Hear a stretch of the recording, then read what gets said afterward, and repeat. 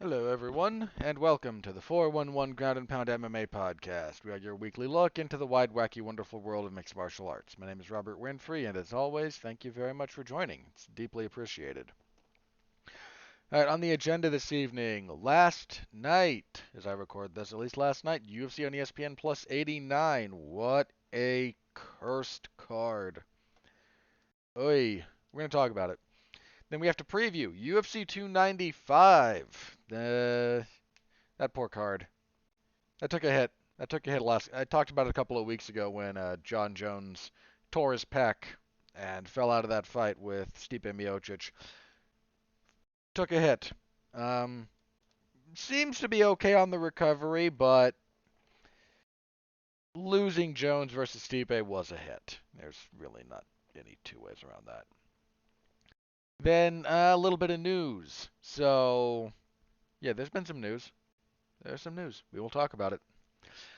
Yeah, all right. I think that's everything. So, like, comment, subscribe, star rating, written review, whatever's applicable to your podcast platform of choice. Share around, whatever your social media platform of choice happens to be. Let people know about the show. Thank you. That's really tremendously helpful. All of it is. All of it is. But that's kind of maybe the easiest one to kind of monkey with, is that one. All right. So, that's what we've got. Let's jump into the show, shall we? Apologize. I might be coming down with a cold. I hope I'm not, but I might be. So, we'll find out coming days. So if I sound a little off or if I'm, just a little out of sorts, potentially minor physical ailment coming with the changing of the seasons, but nothing to be done about it. All right. Let's get to it then. So UFC on ESPN plus 89. Before I get into the fights, let's talk a little bit about what happened. So, a few weeks ago, long enough to still call this short notice, but not so long ago that it's like last minute. The original main event for this card was Jailton Almeida and Curtis Blades. Blades had an ankle injury. Derek Lewis stepped in, but still kind of a replacement thing. Then we lost. What was it? We lost sort of day of. Because we were supposed to get one of the fights I previewed fell through. Hang on. And then got a replacement. I want to say it was. Um, no, it wasn't Bajalio. Was it Santos and Marcos? No, no, hang on. Because it turned into the Elvis Brenner fight. I think I previewed that as a different one. Hang on, I need the other website that is more helpful with this stuff. I swore I previewed Brenner and someone else. Yeah, it was supposed to be Brenner and Esteban Ribovics. Ribovics pulled out fairly last minute, and in stepped in his place. Hang on, Kainan Khrushchevsky. Um, Wait, did I preview that? Yeah, I'm pretty sure I previewed that in Ribovics, but I might be misremembering. Um, I might be. Anyway, then the day of arrives. Well, the day before. The day of the weigh-ins arrives, and oh boy, do we have drama. So, Ismail Bonfim is supposed to fight Vince Pichel. Bonfim weighs 159 and a half. So, a lot of people were very kind, and I get that there's a look. I understand people can weigh 1 pound over for non-title fights. I don't give them that when I talk about how much they missed by. Just the way I do it. So he missed by 4.5 pounds. And Vince Pichel looked at that and went, he'd made weight. He said, no, not taking the fight. You know what? I don't blame him one bit. He had a pretty lengthy post about it. And when you miss by that much, I tend to be, I tend to not be not very understanding. I'm more liberal than most right? I'm more lenient, maybe is a better way to phrase it, than most on weight misses. I'm happy to give everybody one because I understand the randomness of the universe, and occasionally that will conspire to result in that event. But that's a lot to miss by. That's a lot to miss by. So again, there's a pretty lengthy statement from Pichel, and again, I do not fault him for looking at that, how that went down, and saying no, not going through with that. So we lost that fight. We also lost another missed weigh-in. I believe Daniel Santos. No, Santos pulled out. So Daniel Marcos. So during the week, I previewed, I think, Santos and Marcos. Or did I preview Hugo? I forget when that fell out. Hmm. Let me have a quick look at this guy. That might tell me. I don't think I previewed Hugo. Got a long winning streak though. I might have No, I did preview Hugo. He was part of the preview. Anyway, so Hugo was something of a late notice replacement. This originally started as Marcos and Santos. Santos pulled out. Hugo weighed 138 and a half for the bantamweight title fight. That fight fell apart. We had one other fighter miss weight. Eduardo Mora weighed 119 and a half for a strawweight fight. Apparently, they're blaming her menstrual cycle. I understand that there's a degree of variability in the timing of that event. And I understand that it does things to the female anatomy. So I'm not wholly unsympathetic here. Still, that's, 4.5 pounds. That's a pretty big miss. I think this was the first time both Bonfim and Mora had missed weight. Let me check that real fast, actually.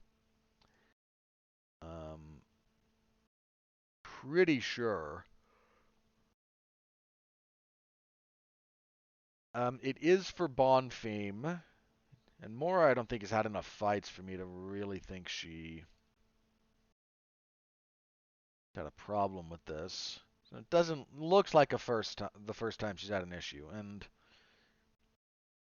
I'm I'm willing to just be still a big miss, and I'm still not happy about it as a viewer, but willing to accept in both of their cases that sometimes bad stuff happens, and there's not a whole lot you can do about it. Sometimes things just I don't like when you miss by that much because it doesn't speak well about how hard you tried to make weight, but there also does come a point when if you're not like there's no graduated scale here. If you miss by 1 pound or you miss by 7 pounds, it's kind of the same, right? So I just don't. I prefer people try to get closer, but how medically advisable is it? I acknowledge that there's complexity here in a way that is frequently just bad for the just people don't like talking about the complexities of it because it's kind of a pain, but they exist. So there was all that. Then during the broadcast, turns out we lost Rodolfo Vieira and Armin Petrosian. Petrosian falling very ill in the back. They're indicating some kind of. They said poisoning. My hunch is they mean food poisoning, which is fine. Uh, I only bring that up because poisoning implies something more deliberate, whereas food poisoning is just. It still sucks. I've had food poisoning. It's absolutely miserable. Absolutely miserable. So I hope he recovers. I didn't hate that fight. I kind of hope they just try to rebook it. But so we lost that, and it just kind of wound up being that we didn't have a lot of fights, and I've I've said before that sometimes the UFC will overstuff these cards. This is all a function of broadcast time, not quality. Little bit quality is a byproduct. It's a function of broadcast time. If you sign to fill 6 hours of airtime, which is what these things go, generally, start to finish, then they have to fill it. And if you lose fights, you wind up with there was 20 minutes between the start of the main between like what wound up being the prelim main event. Renat Fakhretdinov and Elizeu dos Santos, and the Brenner and Krzyzewski fight. Like 20 minutes because in that time, we were supposed to get Brenner and Krzyzewski, and then Petrosian and Vieira were going to kick off the main card.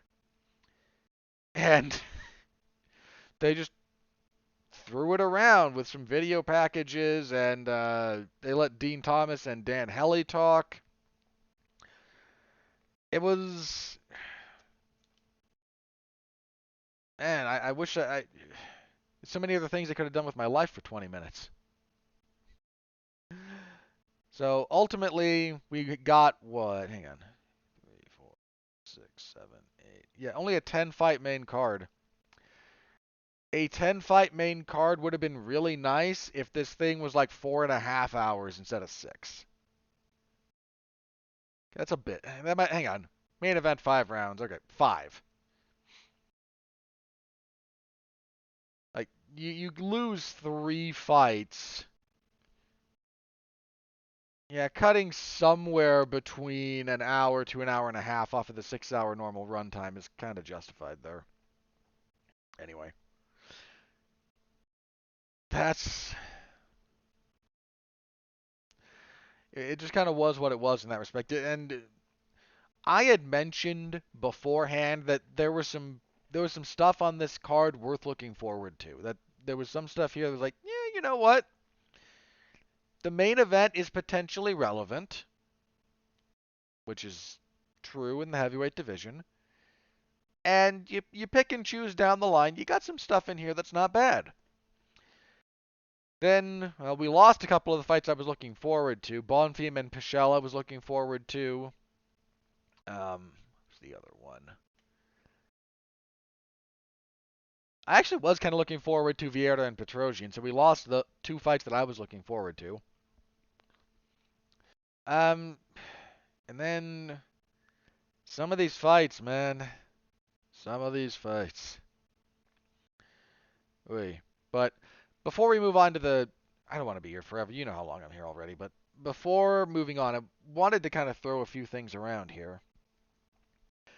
Because in the wake of a bunch of people missing weight, the discussion kind of got brought up again. What are we doing here? A financial penalty, I don't know how great I feel about it, if I'm going to be honest with you. Because, look, man, fighters just kind of get the short end of the stick on that already. And boy, did we get confirmation of a bunch of that this week. More on that later. So it just makes, I'm not sure how I feel about it. All right, I'm not saying it's the worst thing in the world. I'm saying I'm not sure. And I wonder how much of a penalty it is. Look, some of these guys are coming in and, we're on our second fight off the contender series or whatnot, or debuting. So it's like, hey, 12 and 12. Oh, you get, what, 20, 30% of my show? That does not, the penalty does not include the win bonus, such as a win bonus exists. It's only for your base purse. And the UFC used to have that bit where it was like, if you miss weight, you're ineligible for post-fight bonuses, and then they blew that up whenever they felt like it because the UFC does whatever they want to do whenever they want to do it, as often as possible.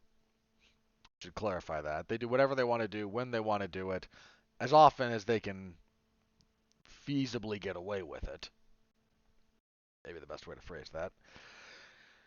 And yeah, I don't know. I don't know what to tell you. So I saw Aaron Bronstetter put forth the following. I've got a possible idea I want to throw out there, and I don't know how I feel about it, but I want to put forth the idea for public consumption. So Bronstetter's idea was, oh, make it like what happens when you miss weight in a title fight. Only the guy on weight is eligible to win the belt. In this case, only the fighter on weight is eligible to get a win. If they win, what we get is a no contest. I don't hate that idea. And I want to just say very plainly at the outset, I don't hate it. It's an idea. And again, I don't know how much I love it, but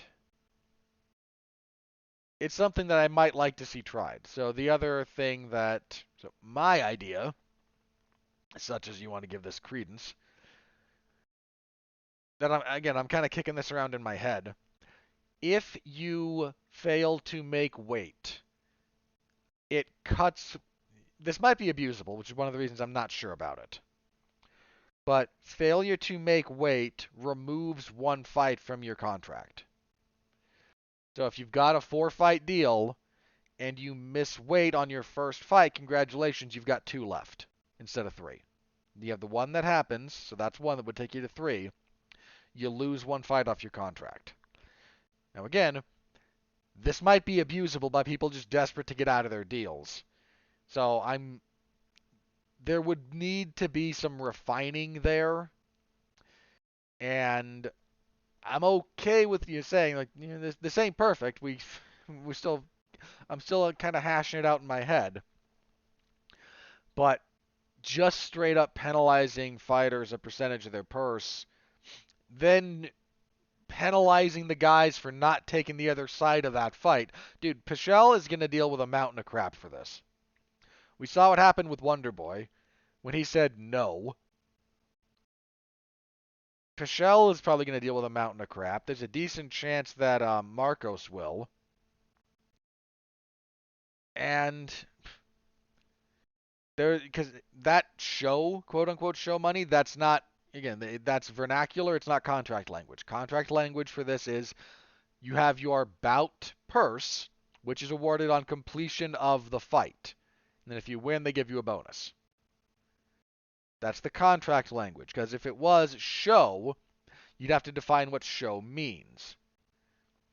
And a reasonable argument could be put forth that showing is being there, making weight, and being fit to fight on when the bell sounds. In which case, if the other guy falls out, you're still entitled to your show money, which the UFC doesn't like because it gives them less leverage. So, again, Pichel's probably going to have to deal with some crap over this. And unfortunately, this is the only kind of way to deal with it. The UFC just gets pissy about it because it messes with their machinery. But again, I've thrown my idea out there for consumption. Feel free to call me an idiot. Okay, this is not an idea that I am married to. I am not here saying I have solved the problem, and if you disagree with me, you don't understand. Like, I'm not saying anything like that. I'm pitching an idea out there. That's all I'm doing. And maybe it's crap, and so be it if it is. But I just figured I'd toss that one out there. All right, moving on to the actual fights. Main event, Jailton Almeida defeats Derek Lewis via unanimous decision, 50-44, 50-44, 50-45. I was live, I think it was like 50-42 or 50-43. No, I gave him 3 10-8, so it would have been 50-42. Okay. This fight kind of sucked. Now, let me stress that when I say it kind of sucked, I mean mostly in the entertainment quotient, where it falls woefully short. But more than that. How do I feel about this? So, Jailton Almeida he showed some decent wrestling here. Before his wrestling had been a little iffy. He actually showed some better straight wrestling takedowns and whatnot here than he has in the past. And credit to him. Doing that against Derek Lewis is not necessarily the easiest thing in the world. And he was able to take him down, reshoot when he needed to from his knees. There's a couple of fun interactions here throughout the course of the fight, but they're few and far between. Almeida's passing game, really, really good. Here's the problem. Watch the first round of this fight, and then just stop, because every other round is just that. That's a broad generalization, but that's what it is. Um, Thinking about this fight, talking about it, how we have to kind of parse this after the fact. Jailton Almeida's offensive urgency from top position, really a problem. Really a problem here in this fight. Some of that might have been dependent on Derek Lewis, because Derek Lewis is good about, he's usually pretty good about getting up from underneath, especially if you're not mindful of your P's and Q's in top control. Even with that being said, there was a real lack of, again, just urgency. He set the record. This is congratulations, Jailton Almeida. You set the record for the most control time in a 5-round fight in UFC heavyweight history. He had 21 minutes of the 25-minute fight that were counted for him as control, in a controlling position. He had so much mount time, so much back mount time. I don't know exactly what Derek Lewis was doing on bottom in terms of how he achieved this result, but Almeida just ran out of ideas. Like, okay, I'm in full mount. I can't, there's some hand fighting going on from Lewis, so I can't really strike the way I want to. I can't get an arm bar. I half try to transition to the old arm triangle a couple of times, and that's not doing anything, and he's not really, okay, I got the back, like, he had like a handful of ideas about, like, it seemed like he had his routine. This is what I do from this position. And when that routine didn't work, he didn't have subroutines. He didn't have plan B, C, D. They just weren't there in his arsenal, or he just didn't go to them. And it led to a very boring fight. Apparently, depending on where you were looking at, this fight just going the distance at all was like 12 or 14 to 1 odds. If you took Jailton Almeida specifically by decision, you got paid. I understand the odds on that being a little bit longer, but if you knew someplace, again, with live betting, after that first round, you should have taken the distance. Because, yeah, um, it became kind of apparent. I don't know kind of what to, after the fight, Almeida, again, look, if you get into the weeds on some grappling exchanges, and I don't mind doing that on occasion, there's some stuff here that you can find, but you're more likely to find someone who really knows what they're doing, like writing about it and just using clips instead of having to sift through the entire stupid fight for them. So maybe better ways to get this than actually revisiting the whole 25-minute affair. So yeah, disappointing, disappointing fight. Not the worst fight of the evening, but definitely a disappointing one. After the fact, Jailton Almeida called out Cyril Gahn. Uh, Live, I kind of went, you know what, whatever. They're both kind of one-dimensional fighters. Having thought about it for, 20 some odd hours at this point,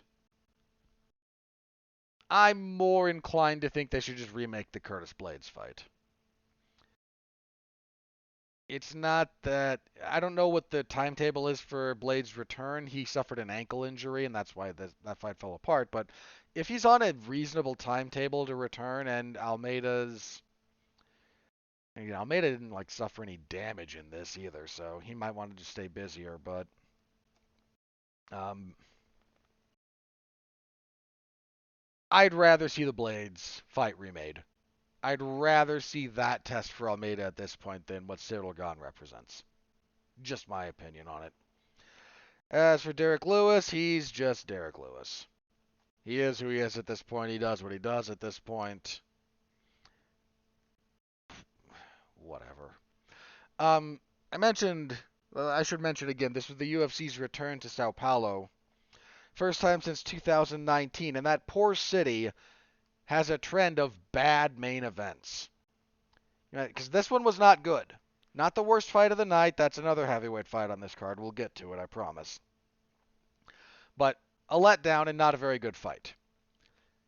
The last time they were here in November of 2019, bonus points if you can remember this off the top of your head. I had to look it up. But the last main event that was here in Sao Paulo was a light heavyweight fight between Jacare Souza and Jan Blachowicz, and that fight kind of sucked.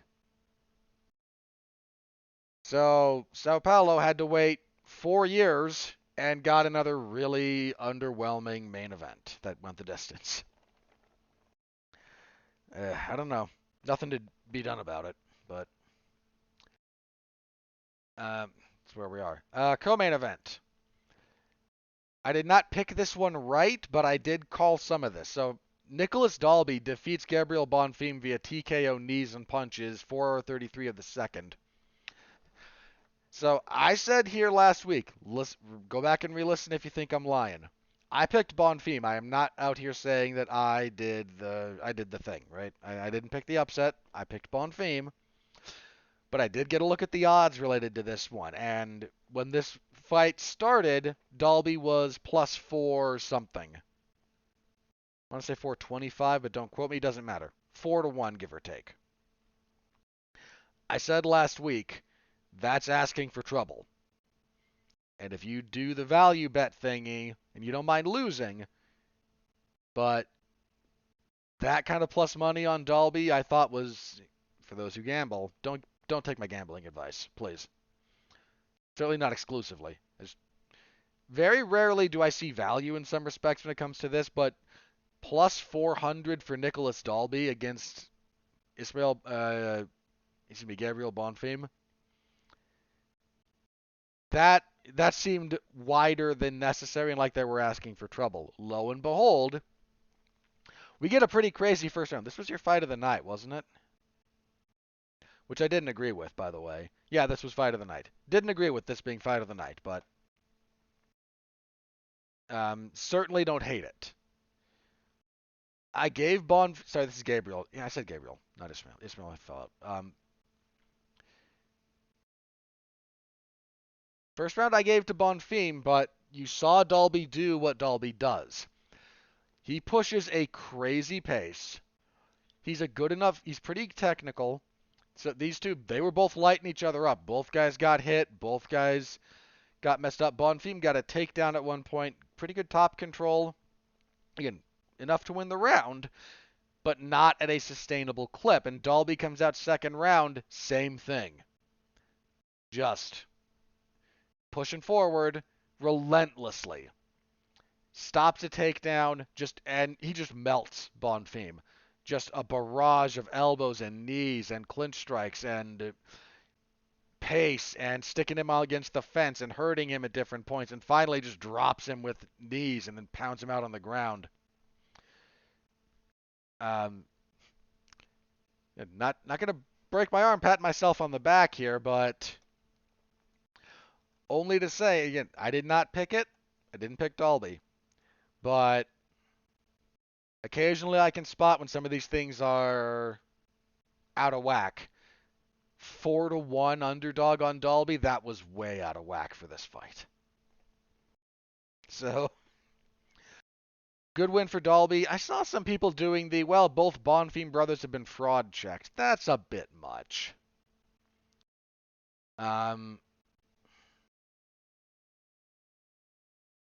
Dalby's a tough out for the majority of that, especially people in the position of Bonfim. Talented, a little bit younger in their career, still kind of getting their feet under them in some respect. He is a nightmare for that level of fighter. I don't care who you are. I'm not gonna say that. You could maybe Ismail a little bit more than Gabriel if we're talking again like, oh no, they're frauds, they're all hype. Like I don't quite buy that with Ismail. He's 1-1 in the UFC. Let me just do Ismail for a second. Yeah, Terrence McKinney might be a stylistically favorable matchup for him, but he won that pretty cleanly. Then the Benoit Saint-Denis fight got people are sleeping on Saint-Denis in ways that they really shouldn't. I'm not willing to call your first UFC loss and your first loss since 2014, loss against Renato Moicano, by the way. Like that guy being the first guy to beat you in 9 years, that actually tracks in ways that I don't think relate to fraud. Missing weight here was a bad look. Jury's still a little bit out on Ismail. Um, and again, I'm just not. So Gabriel, fewer fights. Again, he was 15-0 coming into this, and he's only 26.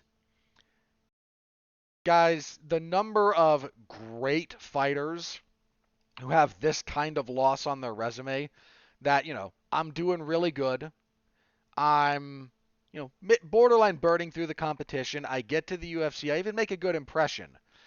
And my reward for all of this is a tough, dangerous veteran who knows how to use veteran savvy.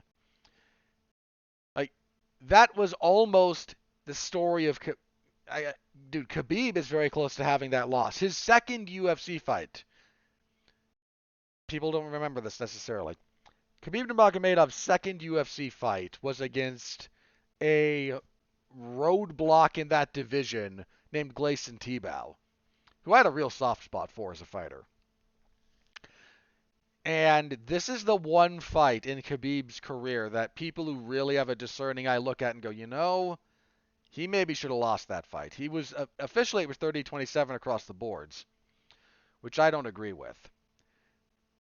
I've become more sympathetic to scoring that fight for Khabib kind of in general, but scoring that for Tibau is it's not unwarranted at all.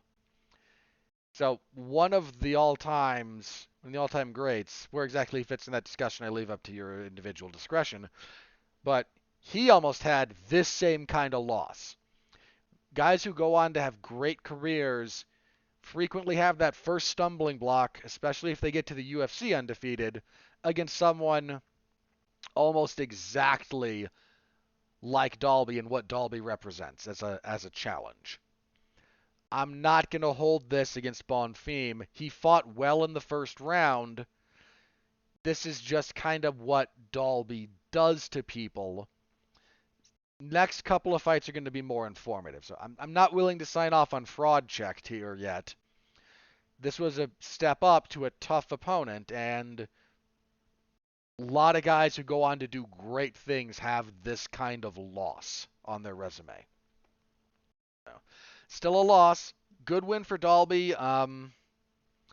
Afterwards, he said, please, UFC, I'd like to have a Denmark fight. I don't think the UFC's been to Denmark yet, have they? Actually, let me check that. My hunch is no, but yeah, they have. They've had one. They were in Copenhagen in 2019 for the event between Hermansen and Cannonier. But so he's asking for a return for, again, we're talking about a 4-ish year absence, a little over 4.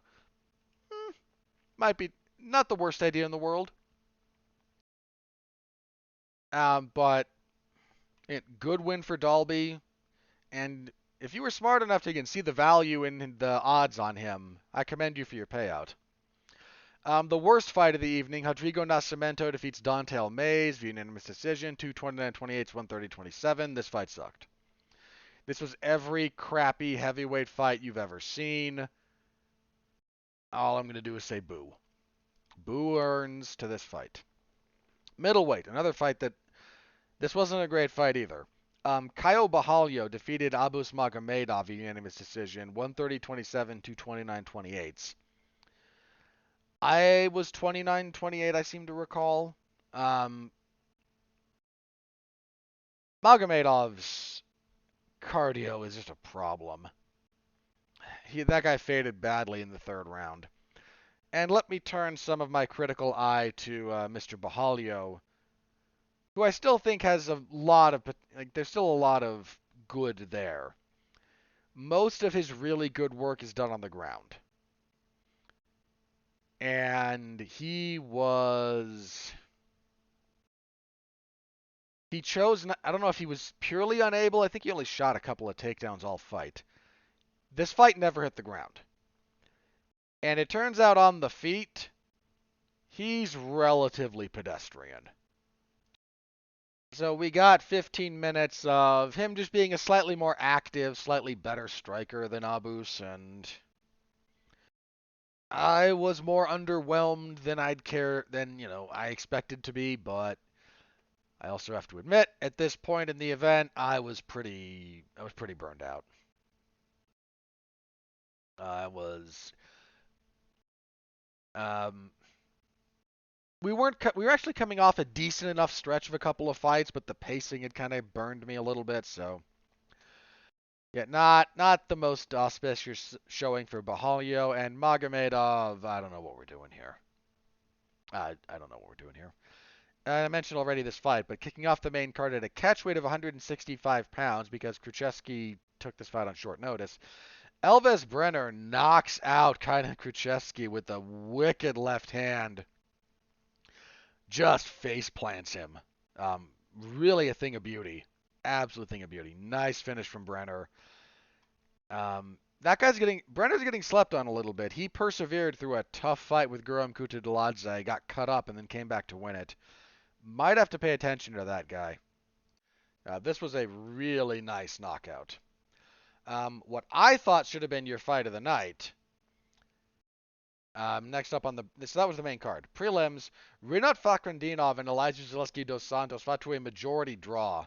There was a 29-28 for Fakhretdinov, and then two 28-28s. So Fakhretdinov, good first round, drops ZDS against the fence. Good stuff on top. You could have gone 10-8 for Fakhretdinov in the first. It would have been a little generous, but you could have done it. Second round, Zaleski dos Santos gets to what he does fairly well. He's moving. He's landing front kicks. But he's a little bit on the back foot. And he's not able to find the target, especially with his punches, all that reliably. And there was a takedown for Fakhretdinov that kind of muddied the waters.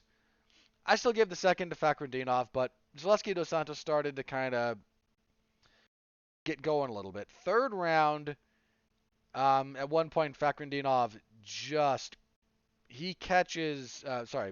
Zaleski dos Santos catches Fakhretdinov with this really nice front kick.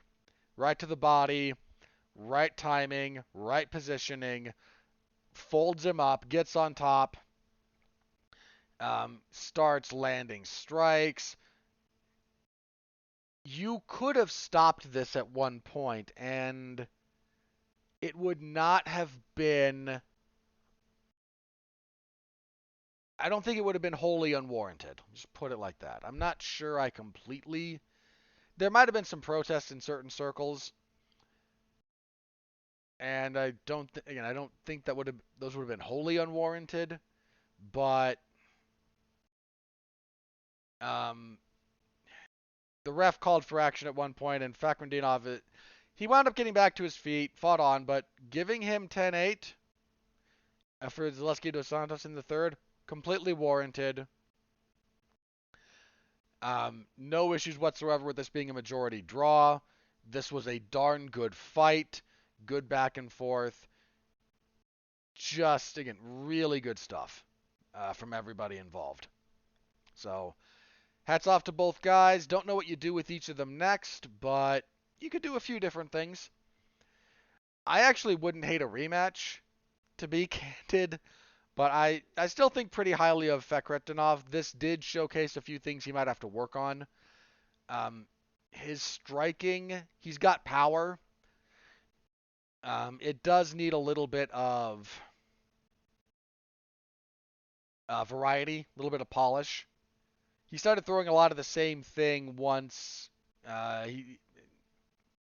His toolkit was a little limited, is maybe the better way to phrase it. He's got some tools that are good, but not every problem is not every problem is a nail. And if you have a hammer, then again the old joke is if all you have is a hammer, everything looks like a nail. I understand the sentiment. His tools were a little limited here. Some work needs to be done there. His wrestling went away a little bit down the stretch. I don't know if that was purely a cardio consideration. I don't know if that was just because Zaleski dos Santos is very good in that respect. Could be either one. Some stuff still to work on there. But he took a step up in competition against a very tough guy. Zaleski dos Santos does not lose very often in the UFC. And both gentlemen fought well. Again, kudos to them both. Really good fight. My fight of the night. Um, Fun one. Worth looking up if you didn't see it. Next up, we had a light heavyweight fight, and Vitor Petrino knocked out Modestas Bukauskas with a punch. Pretty good finish here. Pretty good finish out of this one. Bukauskas had kind of been showing this like fake the right hand, come with the left jab or a left hook thing for a while, and he just did it one too many times. Petrino read it, and when he showed the right hand, crushed him with a left hook. Real nasty knockout. Good finish from Petrino there. Angela Hill defeated Denise Gomes via unanimous decision, 130-27 to 29-28. Solid enough win for Hill. Not a whole lot to this fight. Catch weight again because Eduardo Mora missed weight, but she just bullied Montserrat Ruiz to a second round stoppage. Size difference, even if Mora had made weight. I said this about Ruiz last time. That's a woman who probably really wants to fight at atom weight. UFC doesn't have atom weight, so she fights at 115 and is undersized. Mora looked like a pretty big 115er, even if she was able to make weight. She's got a long frame for that weight class. Just beat up Ruiz. Not a competitive fight. And kicking everything off, Mark Jacasey defeated Cauê Fernandes via split decision.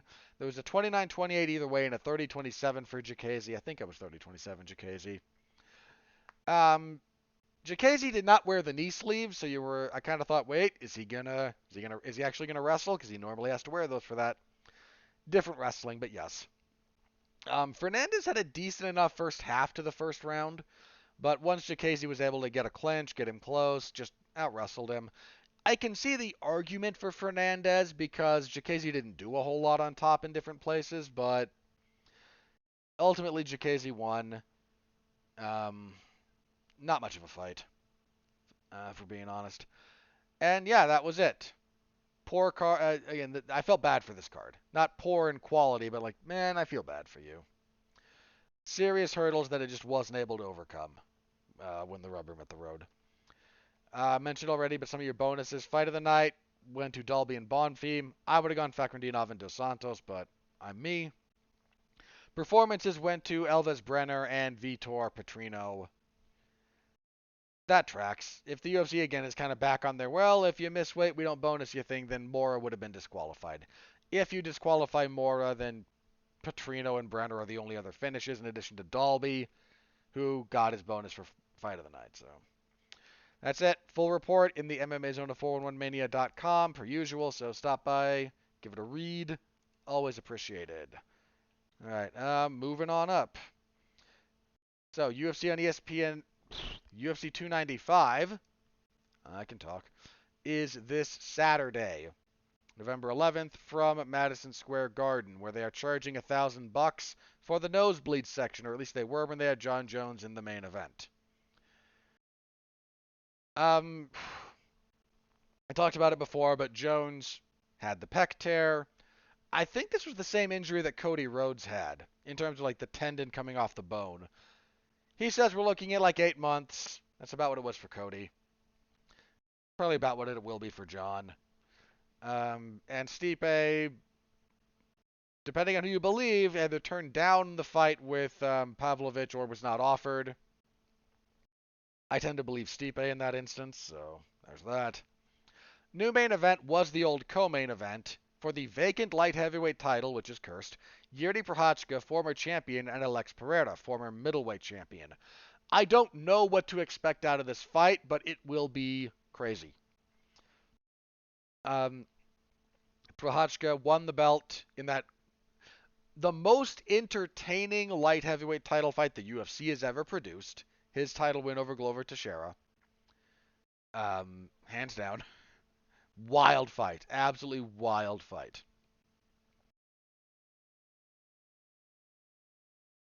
But he then had the shoulder injury. He relinquished the belt. We know the story then. There was a fight for the vacant belt that went to a draw. Then Jamal Hill wound up winning it. Then Jamal Hill ruptured his Achilles tendon, and now we're back here. Um, okay. Let me say this about Alex Pereira before we get into this. If he wins, which is not at all I'm not. This is not my pick, but if you think him winning is impossible, you're out of your mind. I don't even think him winning is necessarily unlikely. Um, Certainly not the most unlikely, but if he wins, is the long and the short of this. This is a guy who is a former two-weight world champion in kickboxing. In fact, he was inducted into the Glory Hall of Fame this last week. And he did that in the last like 3 years, I think, right? Because he announced his retirement to focus on MMA after, yeah. If he goes from being a two-weight world champion in Glory to a two-weight world champion in MMA in this course of like 4 years, I think, 3 to 4, that's remarkable. That's utterly insane to have pulled that off. And yeah, look, he got fast tracked to the title at middleweight because he had history with the champion. True. So he still had to go beat the champion. And no, he couldn't defend the title. Well, yeah, turns out Israel Adesanya is also really good. And the light heavyweight division is what it is at this point. Yes, not the most competitive division in the world, not the longest trip to the title. All of that is true. I don't care. If he pulls this off, that is genuinely an all-time accomplishment in combat sports. I don't know exactly where, but two-weight world champion in Glory kickboxing to two-weight world champion in MMA in less than 5 years, like calling that an all-time achievement in combat sports, I don't think is unwarranted. It is incredible. That is a genuinely incredible achievement. Is that what's going to happen? I am less certain about that. So I don't know exactly what Yuri Prochazka is going to look like coming off of the layoff, because shoulder surgery can mess with you. Depending on exactly what he injured and what had to be done, there might be mobility that's permanently hampered. There might be some range of motion. There might be strength issues. Who knows? We don't know what he's going to look like. He's also, even when he's, at his best, he's a wild kind of fighter. He doesn't fight like a jerk. That's a different kind of consideration for fighting wild.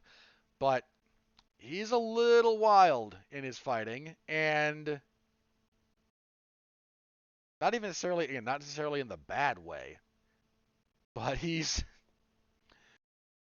crazy. He will get into a war. He will fight you everywhere. He will throw everything at you: punches, knees, kicks, elbows, spinning stuff, on the feet, on the ground, in the clinch. You're in a fight with that guy from start to finish. I don't know how Pereira will hold up to that over 5 rounds if this starts going deep. The counter point is that it might not go deep. Prochazka has some defensive holes. He's there to be hit. Being there to be hit against someone who hits like Alex Pereira is a recipe for disaster. So I don't know exactly how this is going to go. I think we're in for a crazy fight one way or the other, and I'm down for it.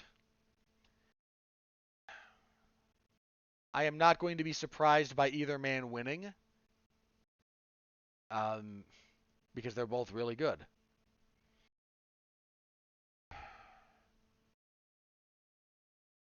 I am going to ever so slightly lean towards Prochazka here. I think his propensity for the war, I think his propensity for dragging fights late, I think that works in his favor. Now the official odds have Pereira as a slight favorite. I find that completely understandable. In fact, let me find the other odds. Not just the ones the UFC puts out. I imagine it's still going to favor. Listed here, they should be. Hang on, looking. How do you not have that listed here? It's the main event.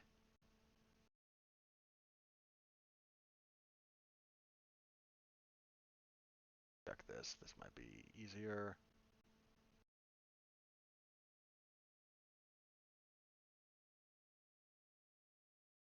Okay, that's just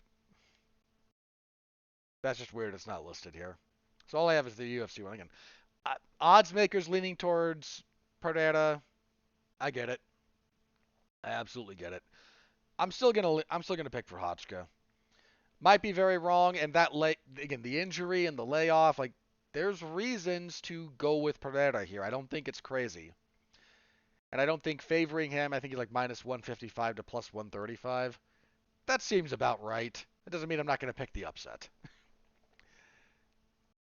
But I'm looking forward to that fight. That should be pretty crazy. Co-main event is now for the interim heavyweight title. I went over this when I talked about the Jones and Miocic fight falling out. For the sake of reiteration, Jones has the title. He wants to fight Stipe because it's a legacy fight. Jones is about done. Miocic is about done. I'm fine with it. These are probably the next two best heavyweights. I don't know where exactly I want to consider Gone here. I tend to rate him highly, but I don't quite know where he fits into the scheme of things. But these are certainly, if we exclude John Jones and Stipe Miocic, and I don't think it's unfair to exclude them, these are two of the top, I'd say two of the top three, certainly two of the top five heavyweights in the UFC.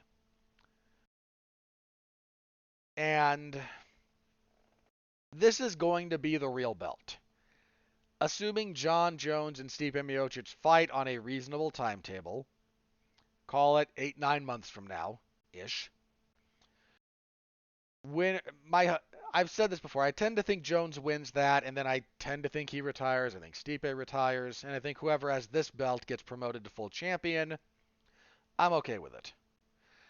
But Pavlovich was always the backup for that for the fight with Jones and Miocic, and I had a good laugh when that was announced. Neither guy was going to accept a short notice change for Pavlovich. They weren't going to do it. But his opponent now for the interim title is Tom Aspinall. And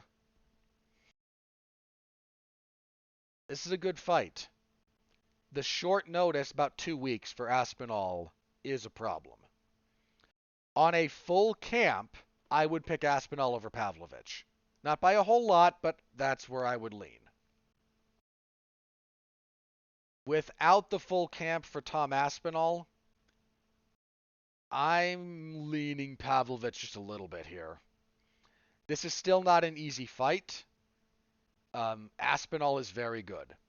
He's light on his feet. He's got power. He's got ground skills. He's a tough guy to try and deal with. In fact, his only loss in the UFC was that injury one, right? Against the Curtis Blades. Yeah. Um, which sucked. And he came off of he ran over Marcin Tybura when he came back. So, he's still good. And his only losses, first ever loss early in his career, got caught in a heel hook. His next loss was a DQ for an illegal downward elbow, and then he didn't lose until he blew his knee out 15 seconds into fighting Curtis Blades.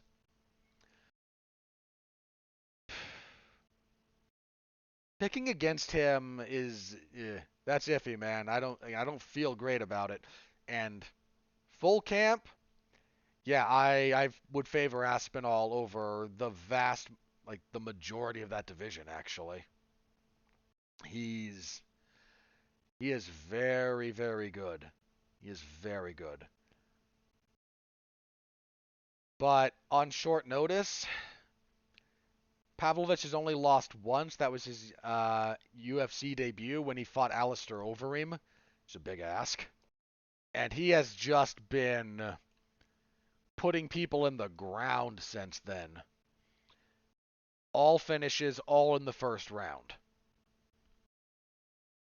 And that's Marcelo Golm, Maurice Green, Shamil Abdurakhimov, Derek Lewis. Lewis wasn't happy with that stoppage, but I could see it. Tai Tuivasa, he knocked him out. Curtis Blades. And the longest fight of this stretch was 4 minutes and 3 seconds when he fought Shamil Abdurakhimov. He's a very cautious fighter. Pavlovich just has like bombs at the end of his arms. I don't think this is the last time we'll see these two fight. Next time I might favor Aspinall, depending on how this one goes. But on short notice, the short notice thing is big. It's just big the way these two line up. I'm gonna lean towards Pavlovich, not by a whole lot, and I will not be surprised even a little bit to see Tom Aspinall get his hand raised. Not even a little bit, man. Not even. This is but this is a tough fight. I expect craziness, and I expect one of these guys. I'm not going to jinx this by saying there's no chance this goes the distance. I'm going to say that it is profoundly unlikely. Pavlovich has not been the distance his entire UFC run. I don't think Aspinall has either. Yeah, Tom Aspinall in his entire career has never been 3 rounds. And Pavlovich has what? 2? 3. 3 decisions in his entire career. None of them have been in the UFC.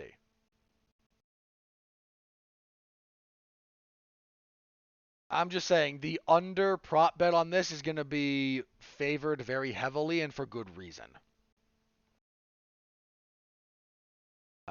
Really good fight. Okay, next up, women's strawweight probably crowns your number 1 contender. Now that Zhang Weili just kind of beat up Amanda Lemos for a while.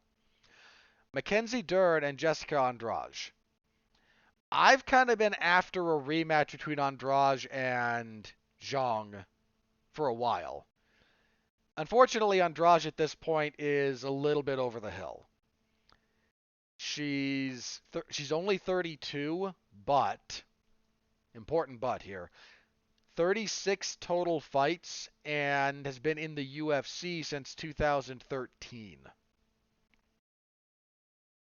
She's well over a decade in the UFC. Has how many fights in the UFC at this point? Hang on, I need a specific number here. 25 of her 36 fights have been in the UFC. She's on a 3-fight losing streak now. Granted, Erin Blanchfield up at flyweight, Yan Xiaonan, and Tatiana Suarez. That's a tough stretch of 3 fights. I don't fault her for losing those 3, but it's not great. It's still not great to be on that kind of a streak, and Dern seems to have finally found herself in the UFC. She had the majority decision loss to Yan Xiaonan. There was a 5-round decision. I think I scored that a draw. But she looked pretty darn good in her 5 rounds against Angela Hill. This is a serious test for Dern. Andrade is strong as an ox, hits really hard. If Dern hasn't tightened a few things up, there's ways for Andrade to win this. But I don't know that Andrade's at a point in her career when I'm comfortable picking her against up and coming, or even just kind of statically talented fighters. Andrade might be a little washed. And I hate to say it. Again, she's on the younger side. 32 is not old for fighters. That's kind of the peak of your physical prime, generally speaking. But almost 40 fights and 25 in the UFC over 10 years. That wears on you, man. And she's fought also. Jessica Andrade has been in the trenches and is a former champion. Like, she hasn't just been hanging out. She won the belt. But it does just kind of wear on you over time. So I'm going to lean towards Dern. Um, I don't know how great I feel about it, but that's where I'm leaning. I'm leaning towards Dern just a little bit. Lightweight, darn good fight here. Actually, we have a good pay-per-view card, by the way, for this one. Matt Frivola and Benoit Saint-Denis.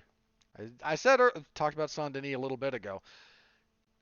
Being slept on. Frivola, 3-fight winning streak, all finishes, all in the first round over Gennaro Valdez, Atman Azaitar, and the impressive one was over Drew Dober, because Dober is hard to finish.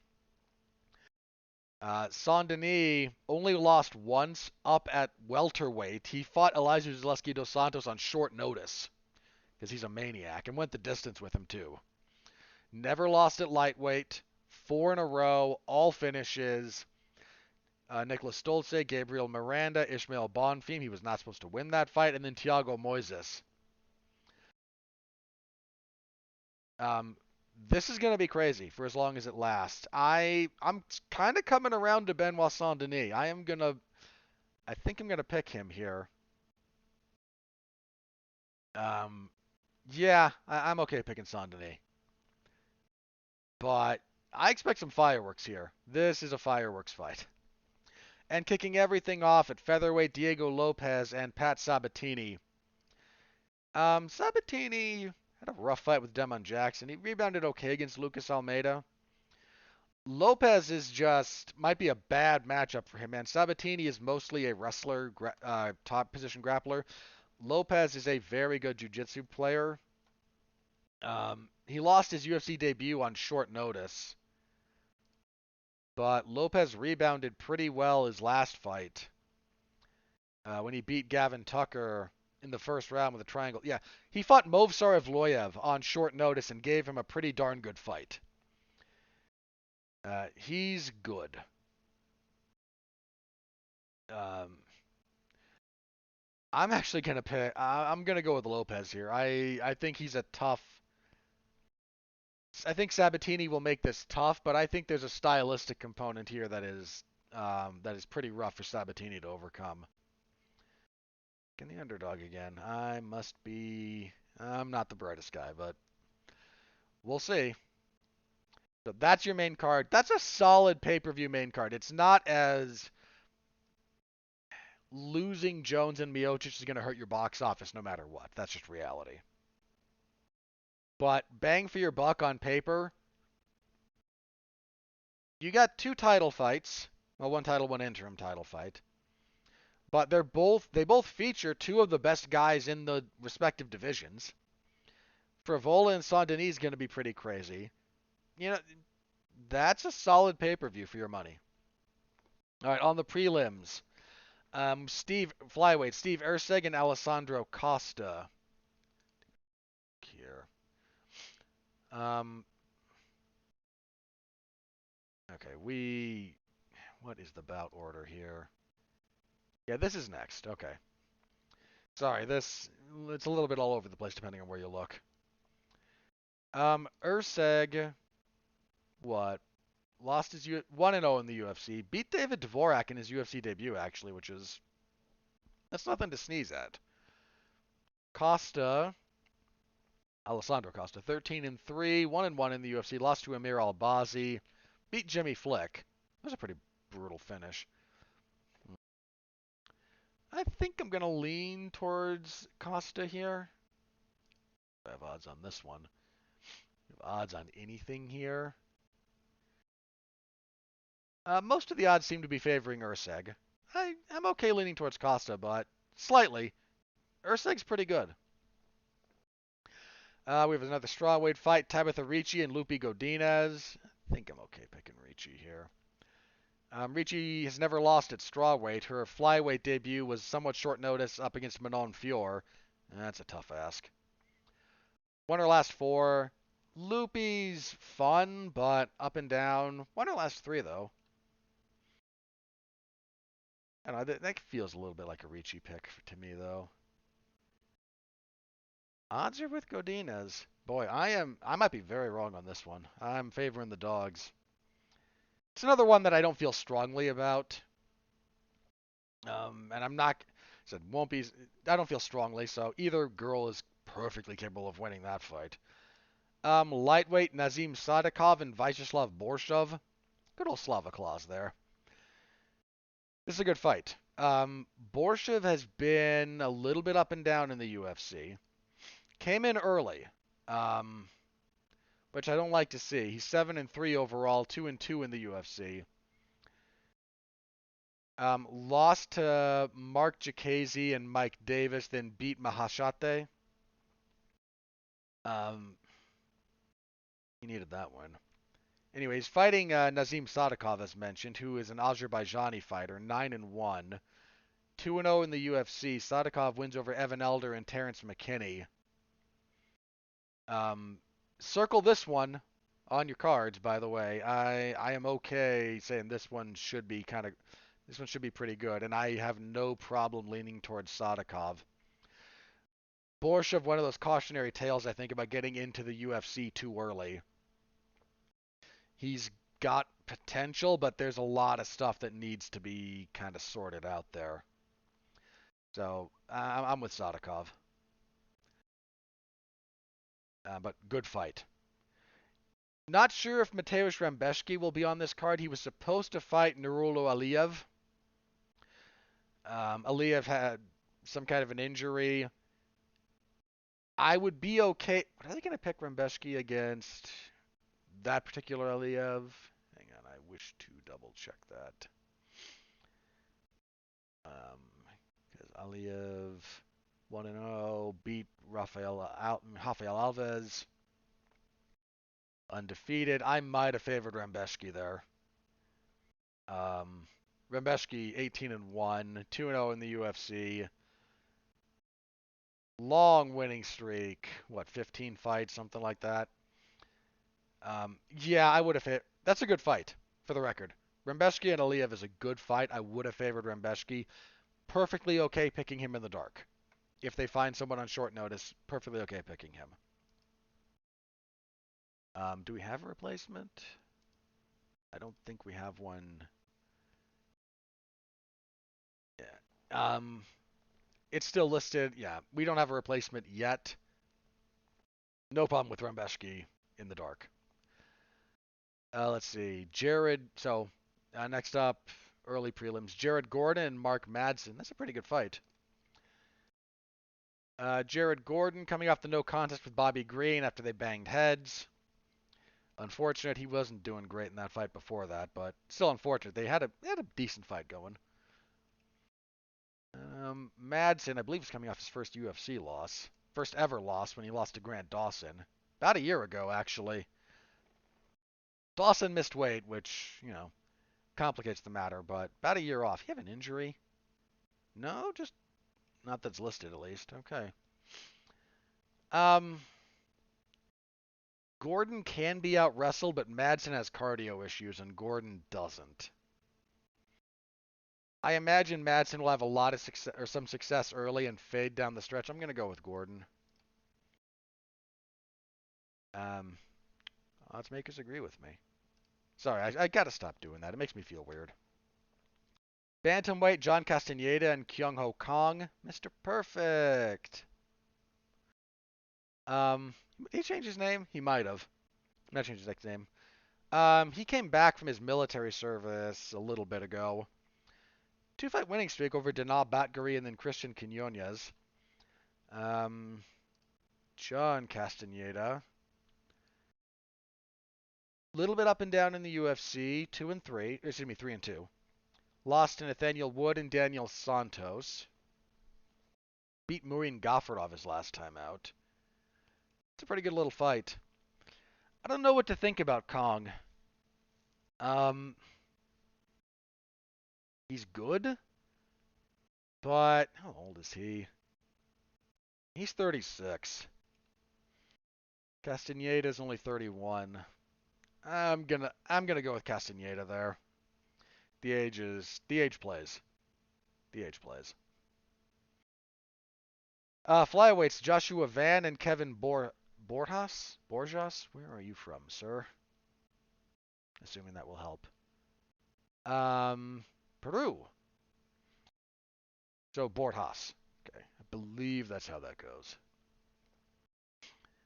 Van had a somewhat interesting UFC debut. He got a split decision win over Zhalgas Zhumagulov that I don't think he won. I scored that against him. Pretty good fight though. Borjas. His nickname is El Gallo Negro. I did not use a slur there. Wait, what did he say? His nickname is El Gallo Negro, and I can't remember what that translates to because I know Negro is black in Spanish. So he's the black something. Because I think that gets transposed in the English to Spanish translation. I don't know. Maybe it is something horribly offensive, and I just offended everyone who speaks Spanish that I listen to. I find that unlikely, but who knows. Borjas is making his UFC debut. 4-fight winning streak. Coming in on that sweet 12-12 contender series money. That's a tough one. It's actually a tough one.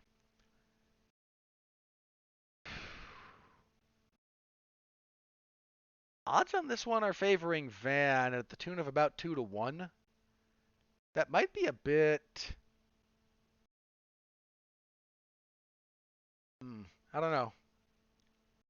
I haven't seen enough of Borjas. I'm gonna go with Van. I know more about him, but some of these guys coming off the contender series they get fights that are maybe not designated wins, but we haven't quite passed the point. There's going to come a point when so many people are coming off the contender series that the UFC can't give them quasi-preferential matchmaking. I don't know that we've crossed that point yet. We're close if we haven't, but I'm not sure we have. I'll lean towards Van, but plus money on Borjas might be a decent bet. And kicking everything off at featherweight, we have Dennis Bazooka and Jamal Emmers. Emmers had a tough fight his last fight out with Jack Jenkins. He lost a split decision. He could have won that. I scored it for Jenkins, but going the other way is not wrong. That was a heck of a fight. He's 2-3 in the UFC. Lost UFC debuts against Giga Chikadze. That's always tough. Pat Sabatini beat him, and then again the split with Jack Jenkins. That's a tough. That's a tough stretch of UFC fights, man. Bazooksha. I think there's a slight different pronunciation there. He had a pretty good UFC debut, didn't he? He's 11-3. Lost his UFC debut to Sean Woodson. Oh, right, and he missed weight. Missed weight too. I'm okay leaning towards Emmers, not by the biggest of margins, but Emmers has been in the trenches through his 5 UFC fights, man. And that counts for something. So I'm going with Emmers there. And that's the card as it currently stands. Saturday, you have 411mania.com in the MMA zone. I will be covering it, so if at all possible, stop by and say hello. I always appreciate all of that you're able to do for me. So thank you very, very much. All right. Let's talk about the UFC lawsuit because there was some movement. So I've talked about this a little bit. Not as much as others. I always encourage you to pay attention to John Nash at Hey Not the Face on Twitter. Eric McGracken are the ones who've done a lot of good work on this. And if you're just interested in the polemic side, you've got me. And less polemic, still a little polemic, but with a bit more, but with some entertainment value. The good folks over at Morning Combat, primarily Luke Thomas and Brian Campbell, have talked a lot about this, and I tend to enjoy those two's work. So, and the entire MK crew. So, listen to them if you're listening to me. I have a hard time imagining you listening to me and not at least being aware of their existence.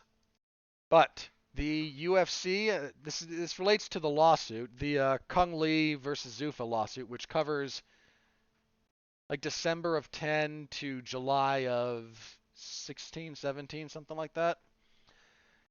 So for this like 5.5 year period, they're being sued for unfair business practices, being a monopoly, blah blah blah. Well, the judge had finally gotten around to issuing a proper ruling a few months ago, giving class certification. So every fighter, every fighter every member of the roster who, what was the specific language? Hang on, I wish to be precise about this, so let me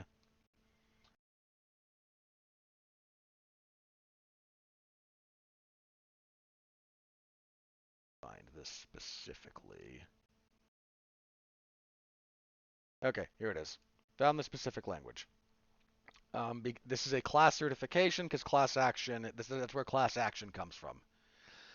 So, all persons who competed in one or more live professional UFC promoted MMA bouts taking place or broadcast in the United States from December 16th, 2010 to June 30th, 2017.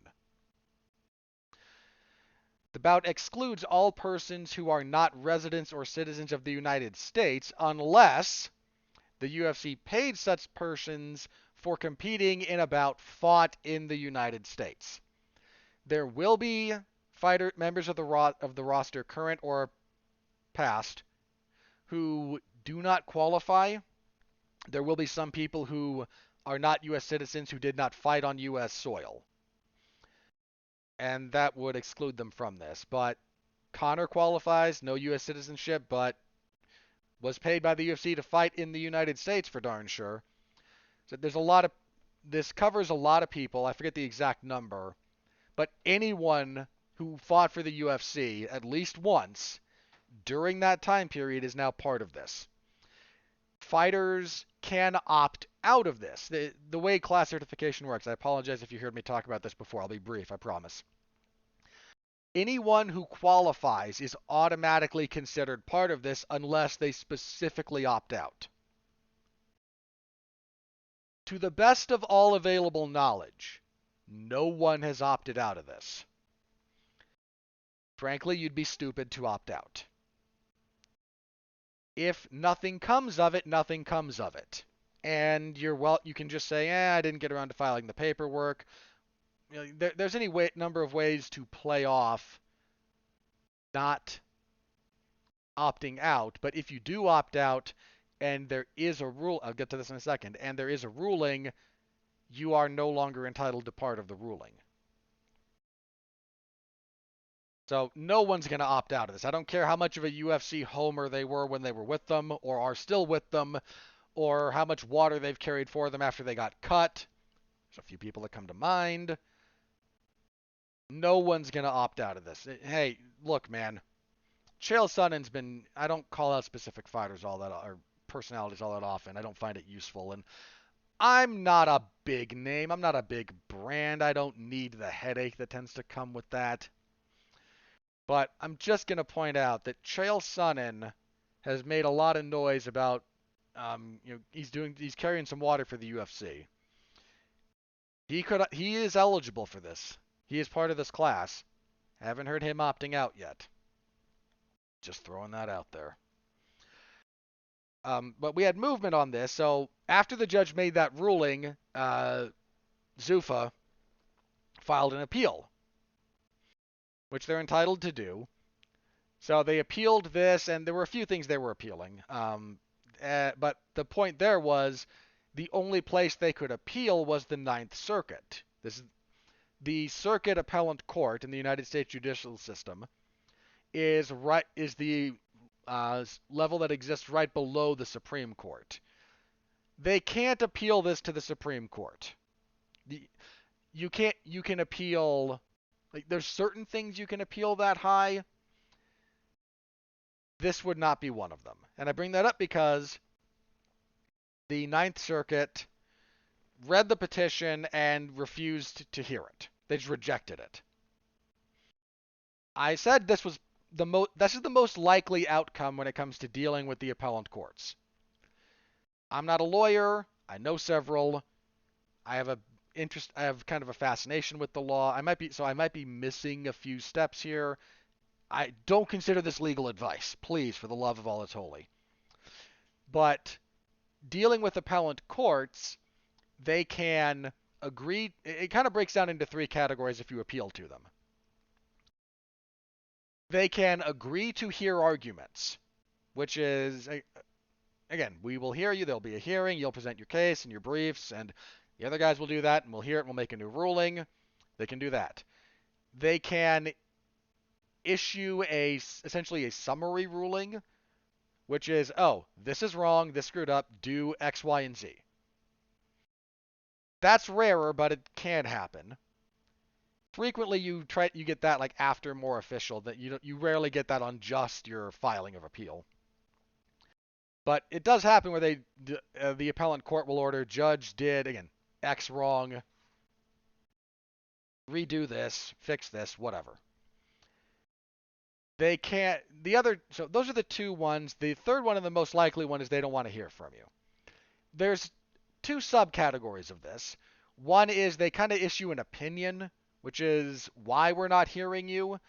And the more common one is what we got here, which is denied. Go away. What this amounts to is the appellate court saying there's no reason for us to hear this. The other judge is correct. Go. Move on. Because anyone is entitled to appeal for good reason. The judicial system, while it has its problems, I genuinely and generally believe it's, the way it's supposed to be.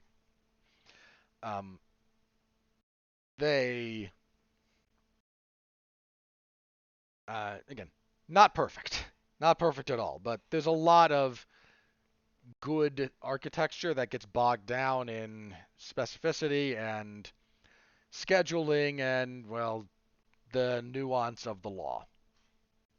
Don't know what to do about it. But your appeal being denied this flatly by the appellate court, the Ninth Circuit in this case, because that's the circuits, for those of you who don't know, are geographic. Because this is taking place in Nevada. Nevada is part of the Ninth Circuit. And you can look up the different circuits if you're so inclined on your own time. But that being rejected means the only thing left to do is have your trial or settle the case. That's it. You can't appeal anymore. You can't appeal rulings like this to the Supreme Court. If you're going to appeal an outcome to the Supreme Court, you can use different rulings as part of your argument, but you can't appeal a specific ruling.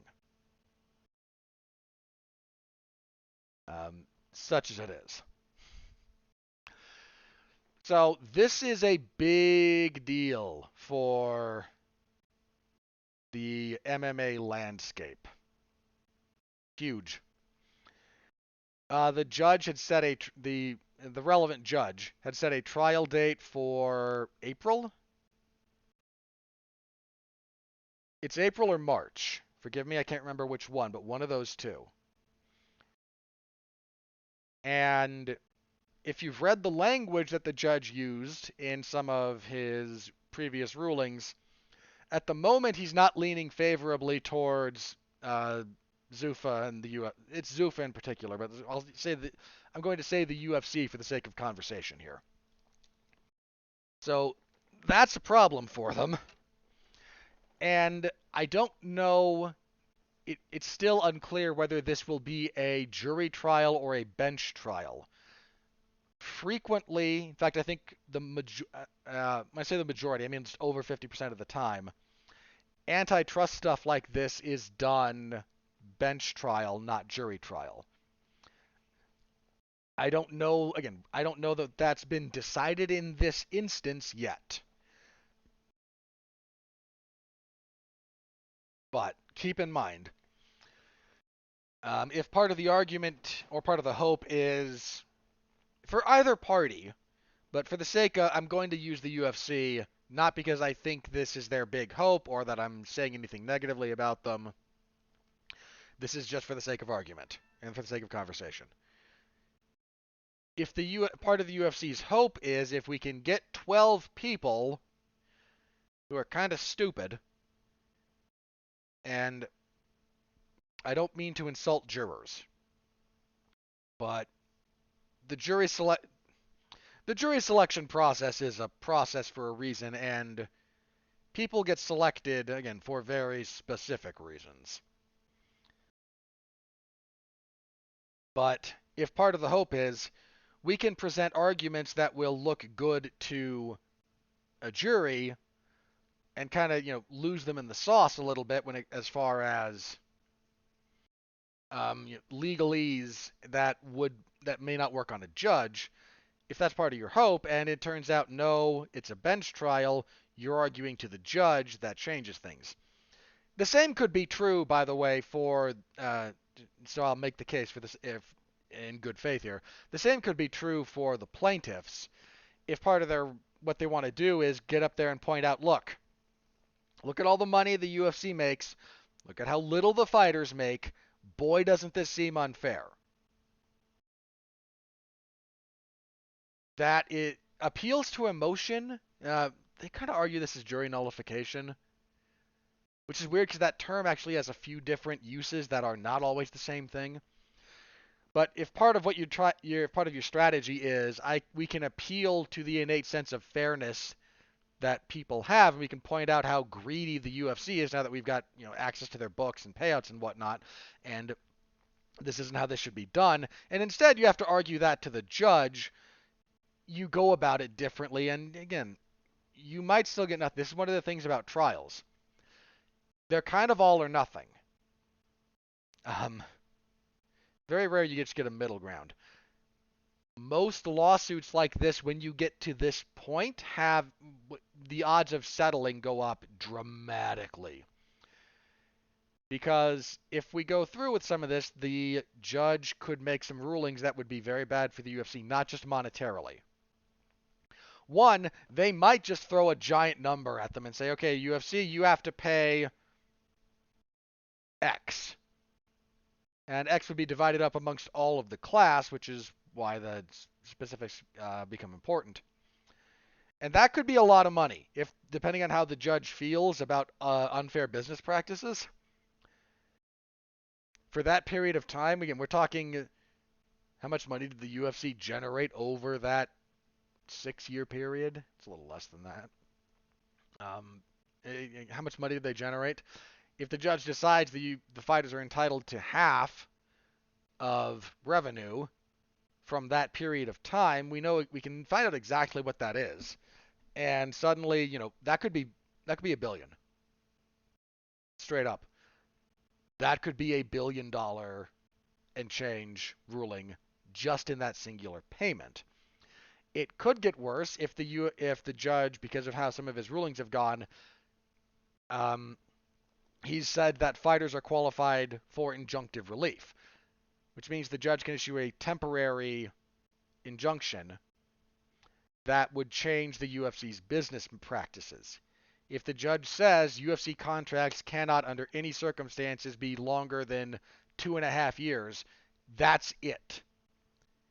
Now, naturally, that would get appealed, but and if that becomes permanent, then, well, this could fundamentally alter the way the UFC does business, could fundamentally alter their profit margins. This is an existential threat to the UFC, and by extension to TKO and Endeavor and whatever they're calling themselves. This is big. This could be really, really big. Now, here's one of the other things about this that kind of gets brought up on occasion. There are protected monopolies in this kind of space here. The NBA, the NFL, MLB, like these are organizations that have monopolistic or monopsonistic positions in the market. This is counterbalanced by a couple of things that are, again, these are balanced delicately, but two things in place for, I'm going to say the NFL for the sake of conversation, but apply this to any of them. Things in place for the NFL that can keep them from falling into illegal practices. One, they allow market competition between the teams, because the individual football teams are competing for talent. This helps. And there is a players' association. There is a collective bargaining agreement in place for the players. So you have the big structure of the league, you have the individual ownership of the teams, and you have collective bargaining for the athletes. None of that is in play for the UFC. If there's a collective bargaining agreement in place for the fighters, that actually goes a long way to fixing some of this. So that might be ordered, believe it or not. There's a lot of stuff that can be at play here. This is big news. This is really big news. As a sub note to this, a lot of stuff got unsealed. If you are in the position of wanting to go through full payouts for fighters, and I don't just mean the disclosed stuff, I mean everything. This is for all the conspiracy theorists out there going, no, fighters totally make more, there's discretionary bonuses, and yeah, disclosed pay in your contract, which is all some places require you to disclose, is not total pay. True. That's never been in dispute. What we have now is everything. This is everything. This is your contract money. This is your pay-per-view points. This is your locker room bonuses. This is whatever the UFC felt generous about. This is it. And we know how underpaid some of the fighters are, including the top ones. Look, I'm happy to sit here and rag on the UFC for signing guys at 12 and 12. It's a little bit pathetic. The most underpaid guys in the UFC, guys and girls, are the ones that draw. We know what Ronda made for that time period. We know dollar by dollar what Ronda Rousey made. We know dollar by dollar what Conor made. It was a lot less than everybody was spouting. Forbes was out there speculating he made 20 million. He did not make 20 million over that whole time period. We know it. And when you look, I'm not a Conor fan, okay? I'm not. When you look at how much revenue Conor McGregor has generated for the UFC versus what he is paid, he is underpaid. Stop. Full stop. Not because I like him, not because I think he's a good guy, but this is I have a way that I think this should operate. He's underpaid. Man, the U so when what was Conor's first big payout? Was that the Mendez fight, I think? Hang on, let me find Conor here, because we know Anderson Silva. We know what Anderson Silva made over that time period. Um, Man, for as good as Silva was, underpaid. He made what, 2.5 for Vitor, 2 for Okami, 2.5. So hang on, that's 7, 9, 10, 14, 17, 24. Dude, for you won't find a boxer who was Anderson Silva in the sport of boxing who only made 24 million over 1, 2, 3, 4, 5, 6, 7, 8, over 24 million over 9 fights.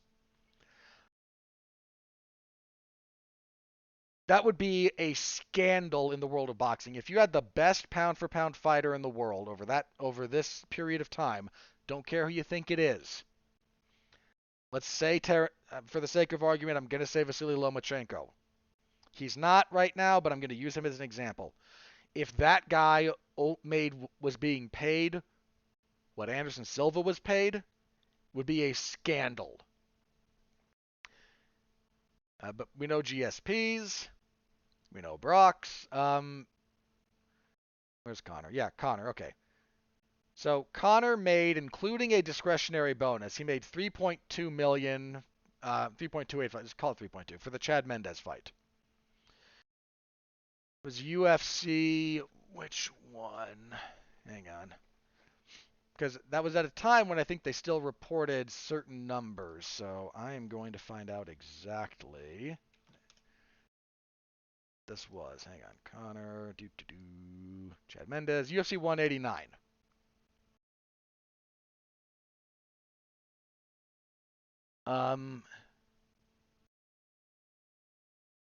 Yeah, okay. So that had a buy rate of 825,000. Do the math on that if you want, because they were like $60 a pop. A total gate of 7.2 million. Which one was it? Hang on, because there was a weird stat about this. Okay, yeah, here it was. Okay, it wasn't the Mendez fight. That's not what I was thinking of. Okay, but for the 5 fights Conor had during this period, that's Mendez, Aldo, Diaz, and Alvarez, right? So Conor was paid 6.8 million for the Alvarez fight. That pay-per-view generated $66 million in pay-per-view. Dude, the gate that Conor drew over these 5 fights was $54 million. And he made a total of, hang on, 3.2, 7. I'm just going to do some quick math here. So 3.2 plus that is 7.6 plus 5.5 is. I can't do math. It's too late for me to do math. Why am I doing math? Okay, hang on. 3.2 plus 4.4 is 7.6 plus 5.5 is 13.1 plus 5.6, 18.7 plus 6.8. So 20, we're still in like the 27 ballpark, right? And Yeah. To say to say nothing of, and again, that's it. Dude, his first pay-per-view with Nate Diaz generated 61 million. Again, the Alvarez one was 66. The man's underpaid. So was Ronda. So was John Jones. So was GSP. So was Anderson Silva. This is not about how you feel about them as individuals. But if you want to go through some specific documents, we have a lot of unsealed documentation out now, and it just shows how little fighters are paid at every level. Every level.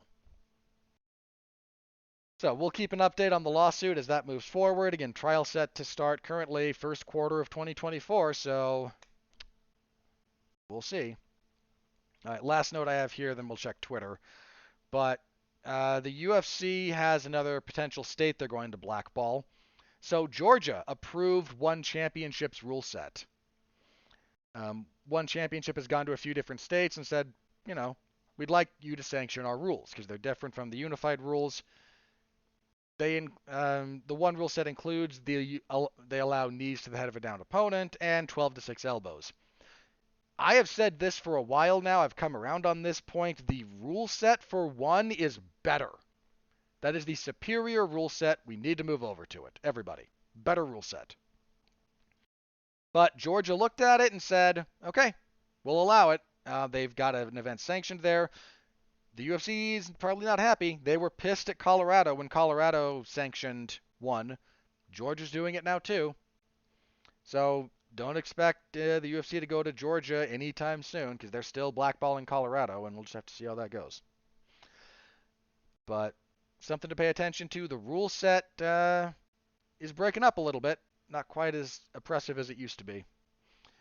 All right, that's all I've got for news. So let me check Twitter, see if anything crazy is broken. If not, we will do. Oh, sorry, meant to say briefly the lawsuit update. Bloody Elbow. Bloody Elbow has some of those figures and links to some other stuff. They got the details. Go check them out if you want the specifics. I forgot to do that earlier. My apologies. They've got it. All right, let me check Twitter if anything crazy is broken. If not, we will do plugs and get out of here. All right, nothing new. So, plugs. Last week, I was part of a Damn You Hollywood for the Five Nights at Freddy movie, which I did not particularly care for, but the fans of the franchise seem happy with it, and you know what? We've all been burned watching something we love get adapted and adapted badly. So, I'm happy that they're happy with it, and I don't say that ironically. I absolutely mean it. Um, but also not being attached to the property means I don't care about some of the specifics of the film. So anyway, but you can listen to that. There is no Damn You Hollywood this week. We will be back next week for the Marvels. So yay!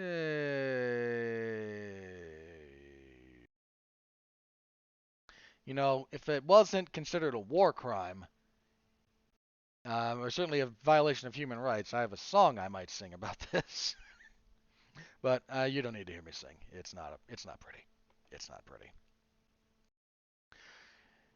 But other than that, my usual spate of professional wrestling coverage, MLW stuff on Thursday, WWE SmackDown on Friday, UFC 295 on Saturday. We will be back here next week to review UFC 295, and we will be previewing